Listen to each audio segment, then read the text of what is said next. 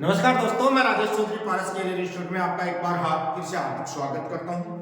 जैसा कि हम पिछली क्लास में हम लेके चल रहे थे, हम उसी से आगे बढ़ते। देखो, हम कंटिन्यू हम अपनी क्लास लेते थे जिसमें हमने एचसीएफ को खत्म किया है, एलसीएम को हमने खत्म कर दिया। हम आज की क्लास में कुछ नई चीज लेके आ रहे हैं जिसका आपको बेसब्री से इंतजार था, जिसके बारे में आप सोच रहे थे कि सर ने ये चीज तो हमको पढ़ाई नहीं, तो हम वो चीज भी आपके सामने लेके आ रहे हैं। तो इधर देखिएगा, हम आज क्या नई चीजें लेके आ रहे हैं वो देखिए, क्योंकि हम बार बार आपको एक चीज समझाने की कोशिश कर रहे हैं कि बेटा हमको कॉन्सेप्ट क्लियर करना है, साथ में बारीकी से हमको सारी चीजें पढ़नी है। तो कुछ भी हमको ना तो जल्दबाजी करनी है ना और कुछ करना है, हम धीरे धीरे पढ़ते जा रहे हैं। आज हम जो नया चीज लेके आ रहे हैं वो आ रहे हैं एलसीएम एवं एलसीएम एवं एचसीएफ दोनों एक साथ बात करेंगे। इसका संयुक्त रूप हम लिखेंगे कि दोनों एक साथ कब काम में आते हैं, यानी एलसीएम भी उसमें शामिल होता है, एचसीएफ भी शामिल होता है। दोनों को एक साथ एक मंच पे हमको एलसीएम एचसीएफ को, पहले हम अलग अलग मंच पे इनका प्रदर्शन कर रहे थे, अब हम करेंगे इन दोनों का एक ही मंच पर हम प्रदर्शन करेंगे और इन दोनों को एक साथ हम बताते हैं कि कैसे कैसे क्वेश्चन हमारे पास आंसर आते हैं, अपने पास कैसे कैसे क्वेश्चन आते हैं। इधर समझने की कोशिश कीजिए। सबसे पहले हमारे पास आता है भिन्नों के एलसीएम एंड एचसीएफ। भिन्नों के एलसीएम एंड एचसीएफ ज्ञात करना, एचसीएफ ज्ञात करना, क्योंकि बेटा हम आपको शुरू से जो पढ़ा रहे हैं वो हम बेसिक से और कंप्लीट चीजें पढ़ा रहे हैं। हम कोई भी चीज ऐसी नहीं छोड़ रहे जो हम आपको नहीं पढ़ा रहे, क्योंकि हमारा जो मकसद है वो हमारा मकसद है आपको बिल्कुल डीपली पता होना चाहिए। बिनों का एचसीएफ निकालते हैं, कैसे निकालते हैं, एलसीएम कैसे निकालते हैं। जैसे एक एग्जांपल की सहायता से हम लेते हैं बिनों का जो एचसीएफ, पहले में एचसीएफ कैसे निकालते हैं। एचसीएफ के लिए हम करते हैं अंश का एचसीएफ निकालते हैं और हर का क्या निकालते हैं, एलसीएम। बेटा हर का क्या निकालते हैं, एलसीएम निकालते हैं। बात समझ गए होंगे, क्योंकि हम अंश का एचसीएफ और हर का एलसीएम निकालते हैं जब बात करते हैं एचसीएफ की। अंश होता है न्यूमरेटर होता है, हर होता है डिनोमिनेटर होता है। उसके बाद में बात करते हैं एलसीएम की। एलसीएम के लिए हम अंश का तो क्या निकाल देते हैं, एलसीएम निकाल देते हैं, और हर का क्या निकाल देते हैं, हर का हम क्या निकालते हैं बेटा, एचसीएफ निकालते हैं। ये हमारे पास दो कॉन्सेप्ट काम करते हैं जब भी बिनों के एलसीएम और एचसीएफ निकालने होते हैं। घबराने की जरूरत नहीं है, हम जैसे हमने एलसीएम निकालना हमने सीख लिया और हम एचसीएफ निकालना सीख लिया। एलसीएम और एचसीएफ दोनों निकालने हमने सीख लिए बेटा, तो हमको कुछ भी डरने की जरूरत नहीं है। एग्जांपल मैं आपके सामने लेके आता हूं, जैसे A/B और C/D, ये दो क्या है, भिन्न है। इनके हम बात करते हैं एचसीएफ की, तो बेटा इनका एचसीएफ निकलेगा, वो A और C का तो क्या निकालना है, एचसीएफ निकालना है, और हमको B और D का हमको क्या निकालना है, एलसीएम निकालना है। बेटा घबराना बिल्कुल भी नहीं। यदि हम बात करें एलसीएम की बात करें तो A और C का तो क्या निकालना है हमको, एलसीएम, और हमारे को B और D का क्या निकालना है बेटा, एचसीएफ निकालना है। बिल्कुल भी नहीं घबराना है। आप समझ गए होंगे मैं कहना क्या चाह रहा हूं। जब भी किसी भिन्न राशि के एलसीएम और एचसीएफ का जिक्र आता है हमारे पास, तो बिल्कुल भी नहीं घबराना है आपको, क्योंकि एलसीएम एचसीएफ का जो भी हमारे पास जिक्र आता है, तो हमने एलसीएम को बहुत अच्छे ढंग से पढ़ चुके हैं, एचसीएफ को हम पढ़ चुके हैं। बिनों की बात होती है, फ्रिक्शन की बात होती है। बिन का मतलब बेटा क्या होता है, बिन का मतलब होता है हमारे पास फ्रिक्शन। इंग्लिश में जिसको कोई दिक्कत हो तो पूछ लिया करो, कमेंट कर देना, हमारे को इंग्लिश में भी बताना। बिन का मतलब होता है फ्रिक्शन होता है। बेटा इधर समझने की कोशिश कीजिए, क्योंकि हम बारीकी से पढ़ रहे हैं। एक मैं एग्जांपल लेता हूं, आपको एक एग्जांपल से समझाने की कोशिश करता हूं। जैसे मैंने लिखा 2/5 और 3/4, ये हमने कोई राशि लिखी, बात समझ में आ गई। अब हम इसकी बात करते हैं कि इसका एचसीएफ निकालते हैं। एचसीएफ के लिए मैंने क्या बताया, 2 और 3 का तो क्या निकाल दो, एचसीएफ निकाल दो, इसका तो क्या निकाल दो, एचसीएफ, और आपके पास 5 और 4 का क्या निकाल दो, आपको एलसीएम निकाल दो का एलसीएम। बेटा मेरे को एक बात बताओ, 2 और 3 का एलसीएम, प्राइम नंबर जब भी आते हैं अपने पास, सहभाज्य संख्या जब भी आते हैं, तो प्राइम नंबर बनते हैं हमारे पास, तो इनका एलसीएम क्या आता है, 1 आता है। नीचे वाले का एलसीएम बेटा क्या आएगा, 20 आएगा। बात तो समझ में आ गई। तो इसका जो एचसीएफ निकल के आएगा बेटा, वो कितना निकल के आएगा, 1/20 निकल के आएगा। कोई भी डाउट है इसमें? उसके बाद में मैं बात करता हूं इसी क्वेश्चन के एलसीएम निकालने की। एलसीएम के लिए हम क्या करेंगे, 2 और 3 का तो क्या निकालेंगे हम, एलसीएम निकालेंगे। का तो क्या निकालेंगे, एलसीएम।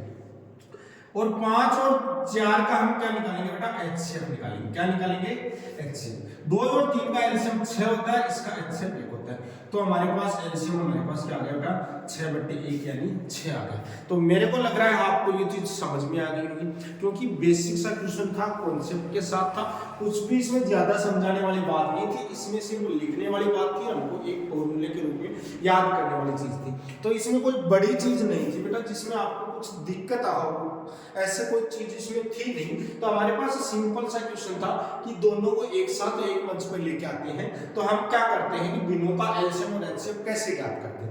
एचसीएफ ज्ञात करने के लिए एंस का एचसीएफ ज्ञात करते हैं। एलसीएम ज्ञात करने के लिए हमारे पास क्या करना है, एंस का एलसीएम और हर का एचसीएफ। बेटा बहुत ही सिंपल सा कॉन्सेप्ट हमारे पास ये आया है, जिसको आपको समझ में आ गया होगा। नहीं समझ में आता तो कमेंट सेक्शन में जरूर बताना, और आप मेरे नंबर पर फोन करके भी आप आराम से कांटेक्ट कर सकते हो। मेरे नंबर है वो आपको डिस्क्रिप्शन में मिलेंगे। आपको बात समझ में होंगे। आगे देखो, एक तो हमारे पास ये कॉन्सेप्ट काम करता है, दूसरा कॉन्सेप्ट क्या काम करता है, इधर देखना। हम एक बहुत ही प्यारी प्यारी चीजें हम पढ़ने की कोशिश करते हैं, क्योंकि बेटा हमारा जो मकसद है वो रटना नहीं है, समझना है। क्योंकि हम सारी चीजें करते हैं, और बेटा आपके पास वो सीरीज लेकर आने वाला हूँ थोड़े दिनों में, जिसमें आपको प्रीवियस ईयर के सारे क्वेश्चन, एक कंप्लीट किताब या तो आर.एस. अग्रवाल करवाएंगे या बेटा हम किरण पब्लिकेशन का करवाएंगे, जिसमें प्रीवियस ईयर के सारे क्वेश्चनों का समावेश होगा। वो सारी किताब आपको करवाई जाएगी। इधर समझने की कोशिश कीजिए। अब हम एक एग्जाम्पल लेते हैं, थोड़ा सा आप समझने की कोशिश कीजिए।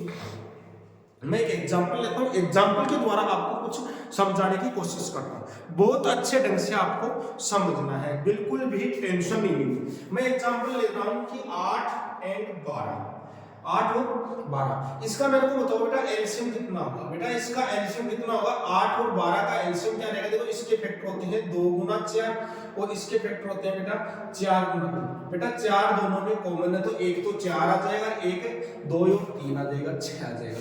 तो इसका जो एलसीएम निकल के आएगा बेटा वो 48 निकल के आएगा। मैं बात करता हूँ इसके एचसीएम होता है बेटा दोनों में कॉमन 4 है, तो एचसीएम क्या निकल जाएगा बेटा 4 आएगा। बात तो समझ में आई क्या यहाँ तक किसी को कोई डाउट है तो आप बता सकते हो बेटा समझ में आ गई होगी मैं क्या कहने की कोशिश कर रहा हूँ। तो कोई भी समस्या हो तो आप बता सकते हो। यहाँ से मैं थोड़ी सी एक चीजें करता हूँ, यहाँ से मेरे को बताओ, मैं यहाँ से एलसीएम गुणा एचसीएफ करता हूँ। बेटा देखो हमको समझना है, एलसीएम और एचसीएफ को गुणा करता हूँ मैं, तो हमारे पास क्या आएगा 48 गुणा 4 आएगा। 48 को हम जैसे ही 4 से गुणा करेंगे तो बेटा देखना है 40 प्लस 8 लिख लो इसको। देखो थोड़ा सा मेंटली कैलकुलेशन हम करना सीखते हैं, हमको हर चीजें बारीकी से सीखनी है बेटा, तो घबराना नहीं है आपको। 48 को करना, 48 को 40 पर 4 चौक बेटा 16 हो गया, तो हमारे पास कितना हो गया 160 हो गया। 8 चौक 32 हो गया, 160 में 32 जोड़ दो तो बेटा यहाँ से इसका आंसर 192 आ गया।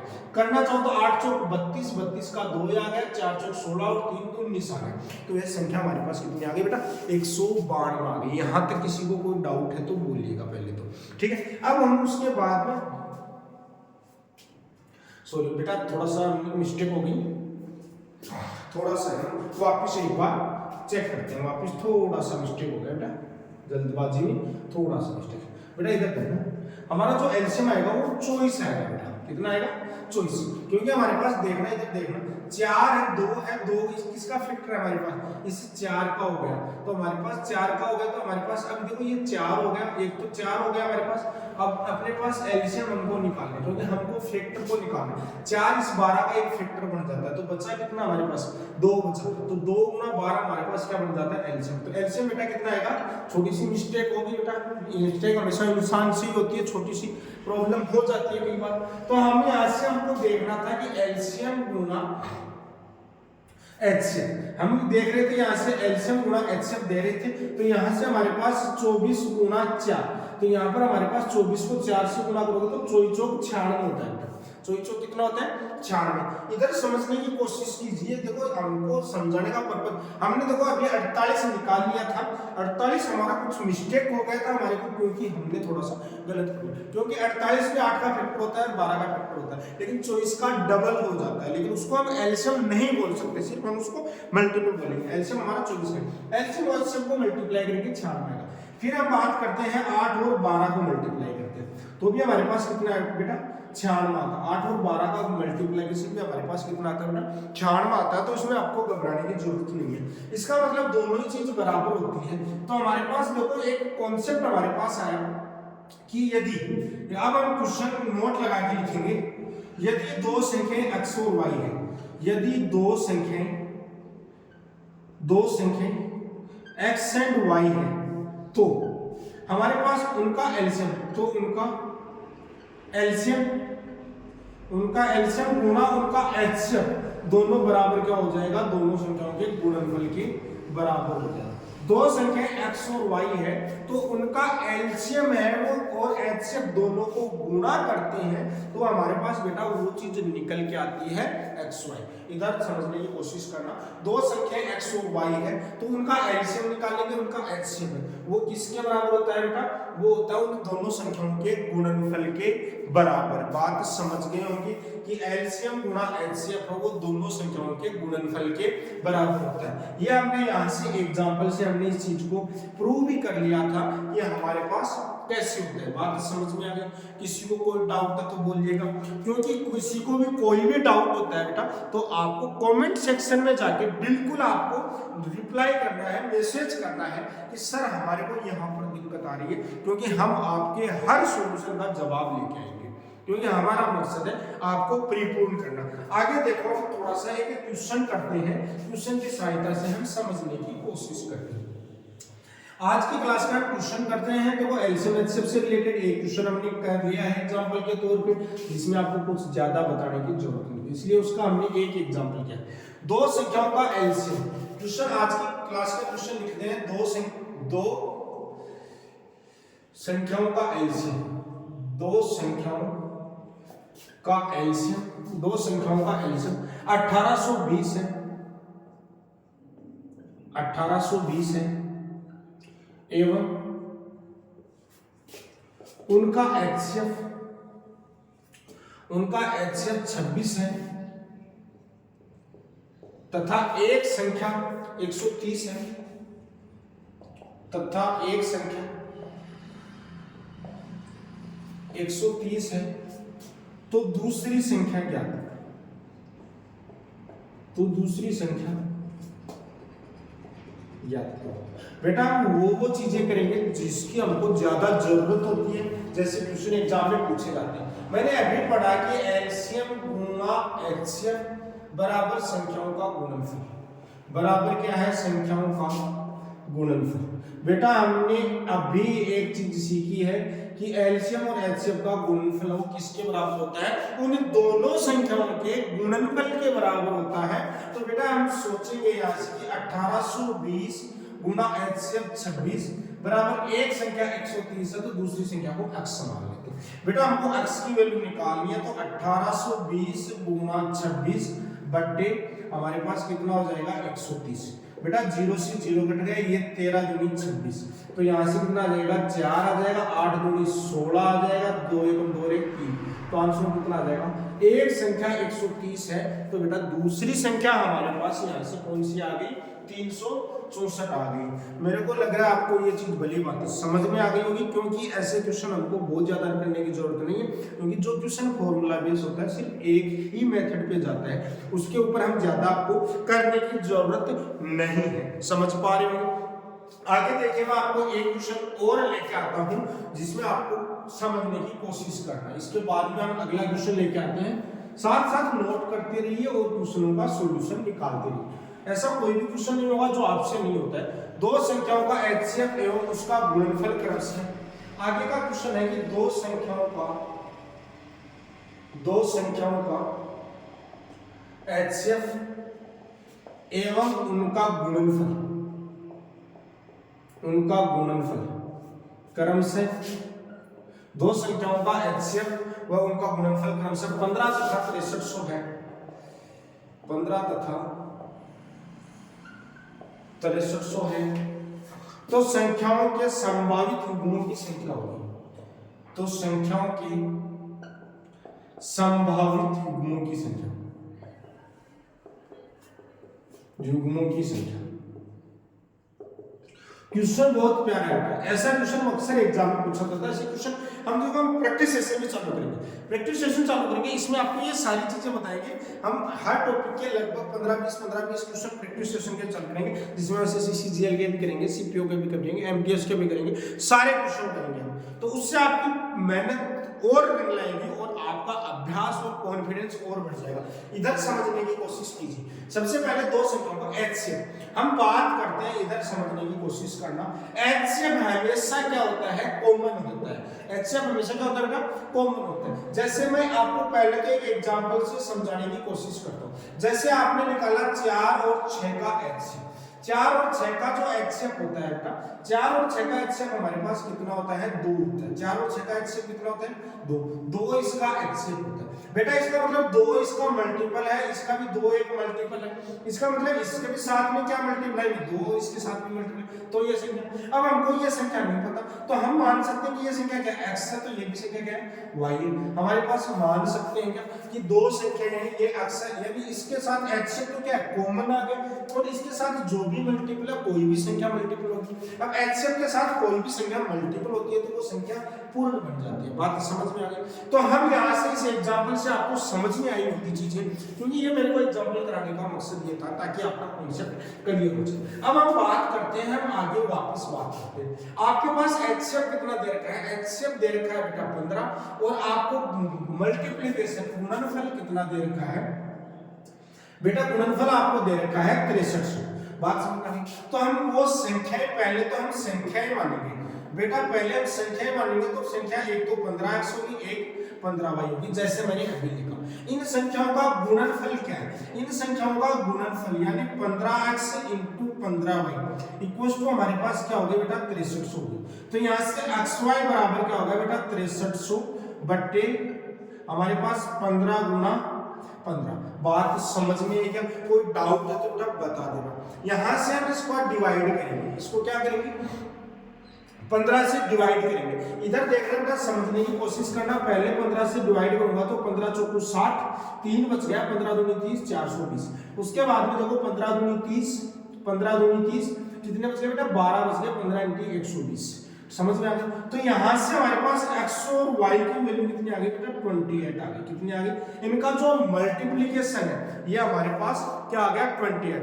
अब हमारे को क्वेश्चन में क्या पूछा गया है कि इसके संभावित पेयर कितने होंगे। आपको ये नहीं पूछा x और y की वैल्यू, x और y की निकाल भी नहीं सकते, हमको x y का मल्टीप्लिकेशन आ गया। इसका मतलब आपके पास इसकी संभावित मान कितने होंगे, इस चीज को आपको पूछा है। आपको क्वेश्चन में पूछा है संभावित युग्मों की संख्या, पेयर हमको बताना है। क्या बताना है, पेयर हमको बताना है। इधर समझने की कोशिश करना।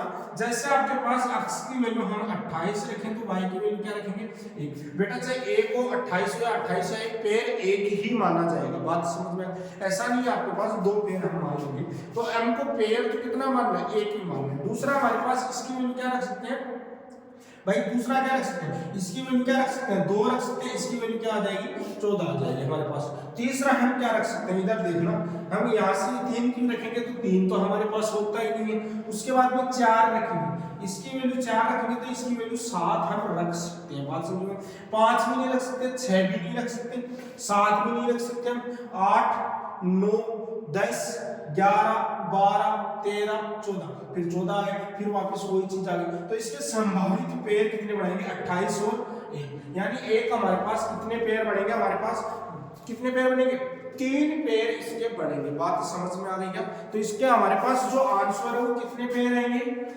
3 पेयर इसके आंसर रहेंगे। बात समझ गए होंगे आप, क्योंकि पेयर का मतलब होता है युग्म। अब रही बात ये कि 28 मानेंगे इसको 1 और इसको 28, बेटा उससे कोई फर्क नहीं पड़ेगा। 2 संभावित हम लोग 15 है, 15 की आप इसकी जगह 1, इसकी जगह 28, इसकी जगह 28, इसकी जगह 1, तो आप कोई सी संख्या ले रही है आप डिसाइड नहीं कर सकते। तो संभावित पेयर की संख्या हमारे पास कितनी आ जाएगी बेटा, 3 आ जाएगी। युग्मों की संख्या 3 आ जाएगी। क्वेश्चन बहुत प्यारा है, अक्सर एग्जाम में पूछा जाता है। सबसे पहले हम बात कर लेंगे संख्या HCF के साथ लिख लेंगे xy मल्टीप्लिकेशन क्या xy का पेयर कितने बढ़ सकते हैं, पहला 28 और 1 बढ़ गया, फिर यहाँ पर 2 लेंगे 14, 3 पे आता नहीं, 4 पे यहाँ पर 7 आ गया। उसके बाद में 5 6 7 पे लिया था, या फिर इसको 7 लेंगे तो इसको 4 लेंगे, तो बेटा ये तो ऊपर वाला पेयर ही आ गया, कोई फर्क नहीं पड़ता। इसका मतलब ये पेयर कितने बन गए बेटा, 3 और 3 पेयर बन गया हमारे पास, 28 और 1 14 और 2 और 7 और 4। तो ये चीज मेरे हिसाब से आपको अच्छा ढंग से समझ में आ गई कि पेयर वाले जब भी क्वेश्चन आता है तो उसको कैसे हमको हैंडल करना है। बहुत इंपॉर्टेंट क्वेश्चन था हमारे एग्जाम की दृष्टि से। आगे हम बात करते हैं, इधर देखना आगे एक क्वेश्चन की ओर हम करते हैं बात। आगे देखो हम छोटी छोटी चीजें हैं उनको हम बारीकी से सीख रहे हैं, फिर हम इनका लेके आएंगे एक सीरीज लेके आएंगे जिसमें आपको डेली के कुछ ना कुछ क्वेश्चन आपको हल कराएंगे और आपको आगे देखो हमारा मकसद जो है आपको आगे बढ़ाना है, आपको सक्सेस करना है, तो जरूर करके रहेंगे। दो संख्याएं जिनका एचसीएफ व एलसीएम क्रम से आपके पास क्वेश्चन है, दो संख्याएं जिनका एलसीएम एंड एचसीएफ क्रम से 192 व 16 है, 192 एवं एलसीएम व एचसीएफ क्रम से 100। यदि एक संख्या 55 है, यदि देखो क्वेश्चन को समझने की कोशिश करना, यदि एक संख्या 55 एवं 112 के बीच हो, एवं 112 के बीच हो, 55 व 112 के बीच हो, तो वे संख्याएं क्वेश्चन बहुत प्यारा क्वेश्चन है बेटा। देखो क्वेश्चन बहुत प्यारा है क्योंकि हम जो पढ़ रहे हैं वो बहुत इंपॉर्टेंट टॉपिक हम पढ़ रहे हैं और इसके ऊपर हमको काम करना है बहुत अच्छे ढंग से। तो मैं आपके सामने बहुत अच्छे क्वेश्चन लेके आ रहा हूँ, आगे और भी अच्छे क्वेश्चन लेके आऊंगा, आपको मजा आ जाएगा पढ़ के। क्या हम तैयारी कर रहे हैं वास्तव में, तो हमको घबराने की तो जरूरत है नहीं क्योंकि मैं आपके साथ हो गया। तो हम आपने YouTube के माध्यम से आपको बिल्कुल फ्री, हमेशा आपके लिए कोई भी पेड चार्ज नहीं आएगा मेरी तरफ से, हमेशा आपके लिए फ्री रहेगा। बस मुझे आप सपोर्ट करते जाइए और डेली क्लास देखते जाइए, तो आपको हमारे साथ सपोर्ट आपका मिलता रहेगा, आपका प्यार मिलता रहेगा, तो हम आराम से बढ़ते जाएंगे आगे। इधर देखना है इनका एलसीएम और एचसीएफ दे रखा है। इसका एचसीएफ बेटा कितना दे रखा है, एचसीएफ दे रखा है 16 और बेटा एलसीएम दे रखा है हमारे पास 192, एलसीएम 192। इधर देखना अपने पास वो संख्याएं हम मान लेते हैं बेटा 16x और 16y। अब आप सबको पता है कि इन संख्याओं का गुणनफल, इन संख्याओं का गुणनफल 16x × 16y बराबर किसके है, एलसीएम गुणा दोनों के एलसीएम के बराबर होता है। तो देखो 16 से तो 16 कट गया, अब 16 से हम काटेंगे तो 16 × 16 और 16 दूनी 32। समझ में आ गया क्या, 3 बच गया, 16 दूनी 32। तो यहाँ से xy बराबर बेटा कितना बन गया हमारे पास 12 आ गया। xy की वैल्यू क्या आ गई, 12 आ गई। थोड़ा सा समझने की कोशिश करना, बहुत ही प्यारा क्वेश्चन है। आपके पास xy की वैल्यू क्या क्या ले सकते हैं, दोनों का मल्टीप्लिकेशन क्या आना चाहिए, 12 आना चाहिए। तो x और y की वैल्यू क्या क्या ले सकते हैं। और आपको क्वेश्चन में पूछा है कि एक संख्या 55 और 112 के बीच है, तो ये संख्याएं निकालिए। तो हम बात करते हैं x की वैल्यू, x की वैल्यू 1 लेते हैं, y की वैल्यू कितनी आएगी, 12 आएगी। x की वैल्यू जब हम x की वैल्यू 2 लेते हैं तो y की वैल्यू कितनी आएगी, 6। x की वैल्यू 3 लेते हैं तो y की वैल्यू क्या आएगी, 4 आएगी। x की वैल्यू 4 लेते हैं तो y की वैल्यू 3 आएगी, कोई मतलब नहीं है। x की वैल्यू 5 लेते हैं, नहीं 6 लेते हैं तो फिर 2 आएगी, फिर वही चीज हमारे पास सीक्वेंस। ये संभावित पेयर हमारे पास कितने बन गए, संभावित पेयर बेटा, संभावित पेयर कितने बन गए, 3 बन गए। बात समझ में आ गई। पहला क्वेश्चन तो यही हमने जो पहले पढ़ा था वो क्लियर हो चुका है, आपको समझ में आ गया। संभावित पेयर कितने निकल गए, 3 पेयर इसके संभावित पेयर निकल के आ गए। अब हम बात करते हैं संख्या के बारे में। संख्या के यहाँ पर 1 रखते हैं, 1 रखते हैं यहाँ पर, तो देखो यहाँ पर 16 आएगा, यहाँ पर y की वैल्यू 12 रखेंगे तो 12 और 16 कितना आएगा हमारे पास, 12 और 16 की वैल्यू जो आती है वो हमारे पास कितनी आएगी बेटा, 192 आएगी। बात समझ में आ गई। तो वो तो हमारा आंसर नहीं है ये। फिर इसकी 2 रखते हैं तो 32 आता है, 6 रखते हैं तो 16 छिकाने कितना होता है हमारे पास, 6 6 36 3 हमारे पास 96 होता है। जैसे ही हम 6 रखेंगे तो कितनी आएगी वैल्यू, 96 आएगी।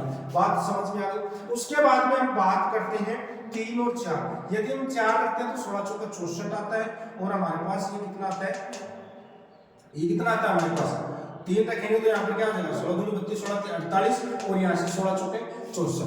बात समझ में आएगा मैं कहना क्या चाह रहा हूँ। देखो एक तो हम 2 और 6 रखते हैं, 2 और 6 रखते हैं तो बेटा हमारे पास 2 और 6 में हमारे पास आंसर क्या आता है 55 के और 112 के बीच में आना चाहिए। बेटा हमारा जो आंसर है वो क्या आना चाहिए 55 और 112 के बीच आना चाहिए। हम देखो x की वैल्यू क्या रखते हैं 2, x की वैल्यू 2 रखते हैं तो यहाँ से 32 निकल के आता है और x की वैल्यू यहाँ पर y की वैल्यू क्या रखते हैं 6, तो 16 6 96 निकल के आएगा। मैं x की वैल्यू क्या रखता हूँ 3 रखता हूँ तो हमारे पास 16 दूनी 32 16 48 निकल के आएगा। और यहाँ से मैं x की वैल्यू 3 रखता हूँ कितने रखी जाएगी हमारे पास 4, तो 16 चौके 64। बात समझ में आ गई क्या?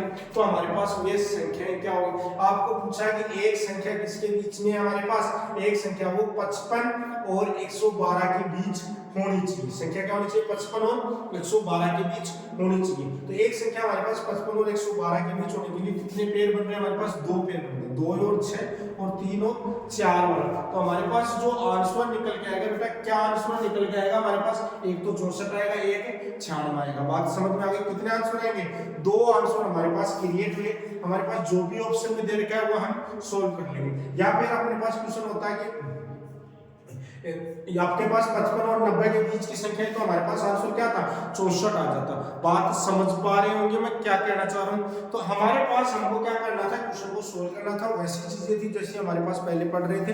तो हम उन चीजों को आगे बढ़ाया हमने और हमने देखा कि हाँ हमारा आंसर क्या आएगा। तो इसका आंसर 64 भी आ सकता है, इसका आंसर क्या आ सकता है बेटा 96। देखो हम 16 को 6 से मल्टीप्लाई करते हैं, 16 को 6 से मल्टीप्लाई करते हैं तो देखो 6 6 36 होता है, 3 बच गया, 6 एकम 6 और 3 9 हो गया।